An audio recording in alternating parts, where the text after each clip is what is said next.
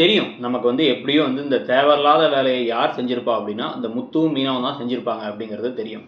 ஒரு மனுஷன் தப்பு செஞ்சா, அந்த தப்ப வந்து உணர்ந்து திருத்திக்கிறதுக்கான வாய்ப்ப குடுக்கணும். அந்த வாய்ப்பே குடுக்க மாட்டாங்க இந்த முத்துவும், மீனாவும். அப்படியே ரொம்ப நல்லவங்களா இவங்கள வந்து ஃபீல் பண்ண வைக்கிறதுக்காகவே அவங்கள காப்பாத்தி கூட்டு வந்துருவாங்க. கடைசில இப்ப என்ன ஆயிடுச்சு, ரோகிணிய வந்து இப்படி அரெஸ்ட் பண்ணலான்னு முடிவு பண்ண உடனே, டக்குனு இப்ப முத்துவும், மீனாவும் மீனா தான் வந்து சொல்றாங்க, மாமா ரொம்ப வருத்தப்படுவாங்க. நம்ம வீட்டு பொண்ண அரெஸ்ட் பண்ணிட்டாங்கறாங்க. ஏன் பையனையே அரெஸ்ட் பண்ணி கூட்டு போனாங்க. யாருமே இங்க வரவே இல்ல. நீங்க மட்டும் தான் சுத்திட்டு திரிஞ்சீங்க. ஒரு ஆள் ஸ்ருதி ரவிலேருந்து யாருமே அவங்களுடைய இன்ஃப்ளூயன்ஸை யூஸ் பண்ணவோ, நேரா வந்து ஐயோ எங்க அண்ணனை அரெஸ்ட் பண்ணிட்டாங்கன்னு ஒரு மர்டர் கேஸ் வரைக்கும் போகுதுன்னு சொல்லி வரவே இல்ல. ஆனா வந்து பார்த்தீங்கன்னா, இந்த பேக்கு மட்டும் தான் சுத்தி கஷ்டப்பட்டு எல்லாத்தையும் உண்மைய கண்டுபிடிச்சுட்டு, அவங்களுக்கு சரியான தண்டனை கிடைக்காம, இத்தனைக்கும் கல்லூரி மங்கி மாரி அப்படியே வந்து அமைதியா இருந்தாங்க ரோகிணி. அதெல்லாம் தெரிஞ்சும் கூட ஹெல்ப் பண்ணணுங்கிறாங்களாம். கேட்டா வந்து இதான் ரொம்ப நல்லவங்களாம். இந்த மாரி நல்லவங்களா இருக்கிறதுக்கு பேர் நல்லவங்க கிடையாது. கிறுக்கா இருக்கிறது அப்படிங்கிறது தான் முத்து மீனா கதையில உண்மை.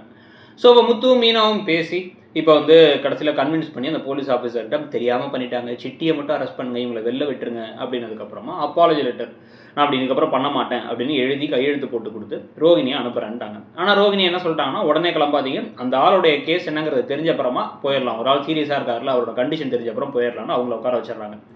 முத்து மீனா வெளில வரும்போது அங்கே வந்து இப்போ டக்குன்னு வந்து அருண் என்ன சொல்கிறாருன்னா, நான் அப்போ தான் கமிஷனர்கிட்ட பேசினேன், உங்கள் ஹஸ்பண்டை வெளில சொல்லியிருக்கேன், அந்த ஆளுக்கு எதுவும் பிரச்சனை இல்லைனா விட்டுருவாங்கன்னு நினைக்கிறேன் அப்படின்னு பேசிக்கிட்டு இருக்கும் போது, நான் எந்த தப்பும் பண்ணல, நாங்கள் யார்ட்டையும் பேசணுங்கிற அவசியம் இல்லை அப்படின்னு வெளில வராரு முத்து. எப்படி வெளில வந்தார் அப்படின்னா, நான் தான் நிரூபிச்சிட்டேன் அப்படின்னு உடனே ஒரு மாதிரி ஷாக் ஆகிட்டார். எதுவும் நான் பரவாயில்ல, முன்னாடியே கமிஷனர்கிட்ட பேசியிருந்துருக்கணும், பேசினதுனால தான் நடந்துச்சுங்கிற மாதிரி பேச அதை யாரும் நம்புறதுக்கு தயாராக இல்லை. நேராக கிளம்பி உள்ளார போய் அருண் வந்து அந்த இன்ஸ்பெக்டர் என்ன பேசுகிறாருன்னா, எதுக்கு சார் அவனை விட்டீங்கன்னு பேசுகிறாரு. அவரும் தெளிவாக சொல்கிறார், குடும்ப விவகாரத்தை உள்ளார கொண்டு வராத அப்படின்ட்டு. இந்த அருணோட கேரக்டர் ஒரு மாதிரி எரிச்சல் தர கேரக்டராக இருக்குது. ஸோ அங்கே நேராக போய் பேசிட்டு வந்தப்பறம் அருண் முகமே மாறிடுச்சு. இதுக்கு நடுவில் வந்து என்ன நடக்குது அப்படின்னு வந்து பார்த்தீங்கன்னா, வீட்டுக்கு வரதுக்கு முன்னாடியே எங்கள் வீட்டில் வந்து கிருஷ்ண காணான்னு தேடுறாங்க. தேடி அண்ணாமலையும் ரவியும் அங்கேயும் இங்கேயும் சுற்றி கடைசியாக ஒரு கோயிலில் போய் பார்த்தா கோயில் வாசலில் சாமி கும்பிட்டுருக்காரு. எங்கள் அம்மாவை போலீஸ் பிடிச்சி போயிடுச்சு, இல்லை ஆன்ட்டியை போலீஸ் பிடிச்சி போயிடுச்சு அப்படின்னு நினச்சா, தாய்ப்பாசத்துக்கு ஏங்குறான் வாங்க அப்படின்னு இந்த பேக்கு குடும்பத்தில் எல்லாருமே பேக்காக தான் இருக்காங்க. நேராக கிளம்பி கூட்டு வந்துட்டாங்க. கூட்டு வீட்டுக்கே வந்ததுக்கப்புறம் தான் வந்து பார்த்தீங்க அப்படின்னா வந்து இப்போ முத்துவும் மீனாவும் வராங்க.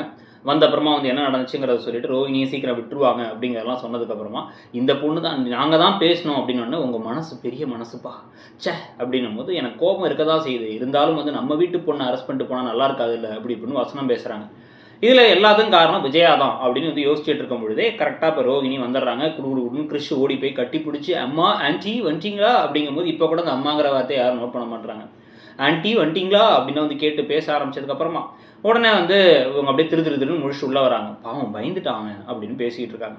ஸோ இதெல்லாம் நடந்து முடிஞ்சதுக்கு பிறகு தான் வந்து பார்த்தீங்க அப்படின்னா, இப்போ எல்லாரும் சேர்ந்து இந்த பிரச்சனைக்கெல்லாம் காரணம் விஜயா தான். விஜயா வந்து பாசமே இல்லாமல் 10 லட்ச ரூபாய் கொடு அப்படின்னு வார்டன் மாதிரி, ஜெயில் வார்டன் மாதிரி நடந்துட்டதுனால தான் இப்படி நடந்துச்சு அப்படின்னு சொல்லி பழி எந்த பக்கம் போட்டாங்க. இப்போ அதனால விஜயா என்ன பண்ணுறாங்க, ஒரு அறக்கட்டளை ஓப்பன் பண்ணி சமூக சேவை செய்ய போகிறாங்களாம். எப்பா சாமி என்னங்க கதை இது அப்படிங்கிற மாதிரி தான் இப்போ போகுது கரெக்டாக வந்து சிறகடிக்காசை சீரியல். ஸோ அதை பற்றி நீங்கள் என்ன நினைக்கிறீங்க? அந்த சாப்பாடு இவங்க அன்னதானம் போட அதில் போய்ட்டு இவர் வேறு பார்த்த விழி பார்வை இருக்குன்னு சொல்லிட்டு வந்து பாவமாக உட்காந்துருக்க போகிறாரு இவர் முத்து எனக்கு சோறு போடுங்கம்மாங்க போகிறாரு. இப்படி ஒரு அம்மா கிட்டக்க நீங்கள் சோறு வாங்கி சாப்பிட்றதுக்கு சாப்பிடாமலே இருக்கலாம் ப்ரோ அப்படின்ற மாதிரி தான் நமக்கு தோணுது. உங்களுக்கு என்ன தோணுதுங்கிறத சொல்லுங்கள் அப்படியே கமெண்ட் செக்ஷனில். உங்களுக்கு பிடிச்ச சீரியல் எது, இந்த சீரியலில் உங்களுக்கு பிடிச்ச விஷயம் எது, பிடிக்காத விஷயம் எதுங்கிறத சொல்லிவிட்டு அப்படியே மறக்காமல் இடம்பொருள் சேனலையும் சப்ஸ்கிரைப் பண்ணிவிடுங்க.